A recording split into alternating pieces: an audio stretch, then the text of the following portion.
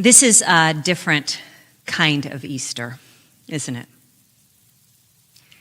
I've heard some people say it's not really Easter. And I think we feel like that because we have some ideas on how Easter should look. We think Easter should have the flowers and the amazing music and the kids with all their energy, the brunch after worship, and then the dinner with family in the evening. And of course, seeing David Stradling dressed as the Easter Bunny. Easter has its traditions, and when they aren't there, it can be a little harder to get into the Easter spirit. Maybe Easter is a little bit like if we had Christmas and we didn't have the trees and the lights. This year, Easter feels like we don't have all the things we usually do. I wonder if next year we will tell the story of this Easter. I wonder if we'll talk about what happened this year and how we survived it, or if we will want to just forget it altogether. The Easter that I tell the most stories about is Easter 1995. At the time, I was a young pastor at Hope in Torrance, and that Holy Week, I was not feeling well. And by the time I got to Holy Thursday, I knew I had the flu. And so after worship, I went to bed and probably was the sickest I had ever been up until that point in my life. I felt awful. But when Easter Sunday happened, I got up that morning and I got ready because it was still Easter. I got all my stuff together. It was probably about 4:30, 5 o'clock in the morning. And I got up and ready and went to my front door and opened it up. I was going to lead a sunrise service. We had a 7 a.m. sunrise service, kind of cheating on sunrise, but that's what we did. And I opened the front door, and when I opened the front door, it was raining. Easter sunrise service often happened outside on the patio at the church. And I looked at the rain and I thought to myself, this isn't the kind of rain we have in April that can be a little bit of misting in the morning, especially early. No, this was the kind of rain that was like a torrent, with sheets of rain that were falling. Kind of like that lyric you might know from the song, "It never rains in California, but girl, don't they warn you, it pours." That's what it was doing. It was pouring. And as I was looking at the rain, something caught my eye, 4 or 5 houses up on the other side of the street. And I leaned out to see that the coroner's van was there at that house, and that they were wheeling a body out on a gurney. I didn't know these neighbors. But in the midst of it, I took a deep breath. Between being sick and the rain and the death of a neighbor, it was heavy. But it was still Easter. And so I got in the car and I drove to the church, and we worked together to pull Easter inside. And I was really unsteady. I had a high fever. I was shaking. But I had just enough adrenaline that I was able to keep going. And so I did. because it was still Easter. And I was the pastor. And maybe most importantly was our son was being baptized at the next service. The district superintendent was coming along with family and friends to that next service. Jacob was almost a year old, and he was being baptized on Easter because he was having surgery later that week. Jacob was born with clubfoot, and so the day after he was born, he was in casts, and we had been casting him all that time, waiting for this moment where he could have his surgery. So the baptism needed to happen, and Easter needed to be. So, worship started, and I thought I was doing pretty good. I had my bottle of water, I was pacing myself, and I think I was doing pretty good right up until that moment when I wasn't anymore, and then everything went black, and I passed out, and I hit the floor. And when I woke up, my lay leader and the chair personnel and the district superintendent who had come early was all there. And then the paramedics arrived with the sirens. And they wheeled the gurney down the center aisle of the church, and they had to move all of the Easter lilies out of the way. And they tried to get me up and to put me on the gurney to take me to the hospital. But I couldn't go because it was still Easter. And I was the pastor, and my son was going to be baptized at the next service. I did make it through the next worship service. I did not pass out a second time. Jacob was baptized, and he was baptized by my district superintendent, Dick Haddon. This is a picture of Dick and Jacob. And then Jacob did have his surgery that next week. He had it on Wednesday of that week. Here's a photo of Jacob a couple days after the surgery.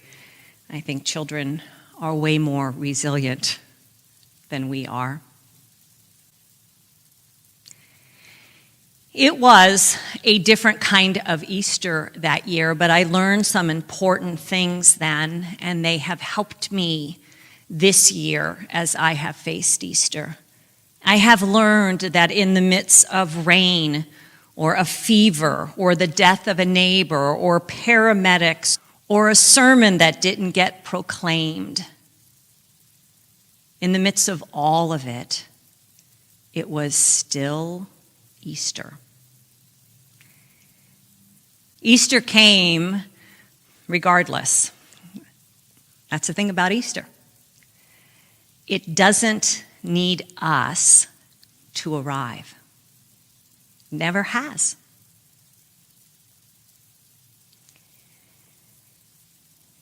This Lent, we spent some time reading the New Testament together. And I don't know if you remember back to the beginning of your reading, but in each of the Gospels, there was the story of the resurrection from that Gospel writer's perspective. So, in Mark's account, in the original ending, so there's the original ending of Mark, and then there's an ending that came later. In the original ending, Mary Magdalene and the other women are going to the tomb, and when they arrive, they see that the stone has been rolled away and an angel is there who tells them Jesus has risen. And they are to tell the disciples of this and that they would see Jesus in Galilee. Do you know how Easter ended from Mark's perspective that first year? The text ends this way. It says, Trembling and bewildered, the women went out and fled from the tomb, and they said nothing to anyone because they were afraid. Trembling and bewildered, they said nothing to anybody. And still, it was Easter. That's Mark's account. In Luke's account, we hear again of the women who go to the tomb. We hear again of the angel who says Jesus is risen. This time, the women go and tell the disciples. And that section of the text ends. But these words seem to the disciples an idle tale, and they did not believe them. So in Mark's account, they say nothing. In Luke's account, the women go to the disciples and tell them this, and they're discounted. It's an idle tale. They're not taken seriously. Yet still, it was Easter. Let's look a little more at Matthew's account of the resurrection. Jacob will read it for us. After the Sabbath, as the first day of the week was dawning, Mary Magdalene and the other Mary went to see the tomb. And suddenly there was a great earthquake, for an angel of the Lord, descending from heaven, came and rolled back the stone and sat on it. His appearance was like lightning, and his clothing white as snow. For fear of him, the guards shook and became like dead men. But the angel said to the women, "Do not be afraid. I know that you are looking for Jesus who was crucified. He is not here, for he has been raised, as he said. Come and see the place where he lay. Then go quickly and tell his disciples, he has been raised from the dead, and indeed, he is going ahead of you to Galilee. There you will see him. This is my message for you." So they left the tomb quickly with fear and great joy, and ran to tell his disciples. The word of God for the people of God. Thanks be to God. I want to focus on the last line. The text says, "So they left the tomb quickly with fear and great joy, and they ran to tell the disciples." So you hear that? Fear and great joy. These are two things that don't usually go together in our lives. We don't usually think of them going together.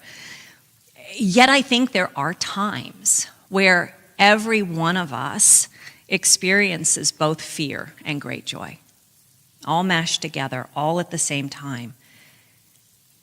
There are those momentous occasions where we feel like this. I think of when we stand at the bedside of a loved one who is dying, and we feel that terrible fear of what our life will be like without them. And we feel that terrible fear of death. But we also feel that great joy if they've had this long, beautiful life, and this great joy if they've been suffering and now they won't suffer anymore, and this great joy that someday we will see them again. I think we also feel fear and great joy at the beginning of life too. You know, when you are getting ready to have a baby, there is a tremendous amount of fear. How is it going to go? How is it going to work out? How does this happen? And then you feel the responsibility, the fear of that. Can I do this? Don't I get an instruction manual with this baby? But also you feel the great joy when you see that face. Fear and great joy were at that first Easter. And I think that fear and great joy are here with us today on this Easter. We come to today with fear. There is a lot to be afraid of in this time. There is a lot of very serious things going on that we need to take seriously. There is no doubt that we live in a time when we are afraid. But like that first Easter, fear isn't all we have. We also have great joy. Maybe you've experienced that too, not just the fear of the time, but the joy of the time. I think about the joy that we have of the loved ones we can connect with in this time, whether it's in person or virtually. I think of the joy we feel when we see that, once again, spring is coming. The hills are greening up as the rain comes down upon them. And I know for myself, I feel great joy because this last couple weeks, 3 of my friends have had babies, brought new life into the world. I want you to notice that on that first Easter and today's Easter, that fear and great joy exist together. It's not like joy is a corrective to fear, and if you would just be joyful enough, you wouldn't be afraid.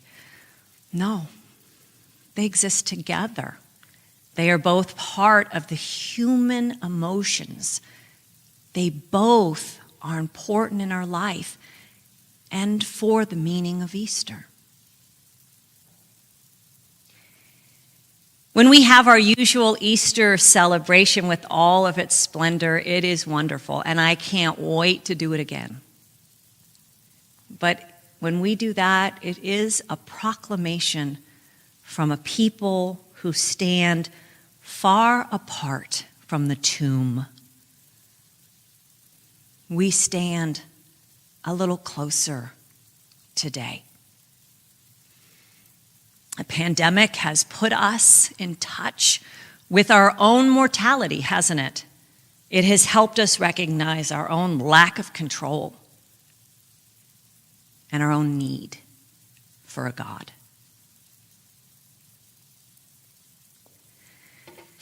I invited you to have a stone with you for today. If you don't have one, don't worry about it. You can pick one up during the week. But I want you to have a stone, and I actually want you to keep it on the side of your bed, so your nightstand or maybe someplace else that's meaningful to you. And let the stone be a symbol of fear and great joy. I've picked a stone to be this symbol because it was that stone that was rolled away from the tomb. And when the women went to see the body and they saw that the stone had been rolled away, that's when they started feeling those feelings, the fear. Oh my gosh, what's happened? But the great joy. What if? Both of those together. So if you have a stone, hold it. Imagine those people that first Easter. Imagine how they felt, that fear, that joy. And know that this Easter, we feel that too. And that God can hold it all for us. This year, we get to know once more that Easter is not what we do for God. Easter is what God has done for us. It is our reminder that Jesus, in him, death is not the end. That God's love is stronger than any grave. And that no matter what faces us, we are not alone.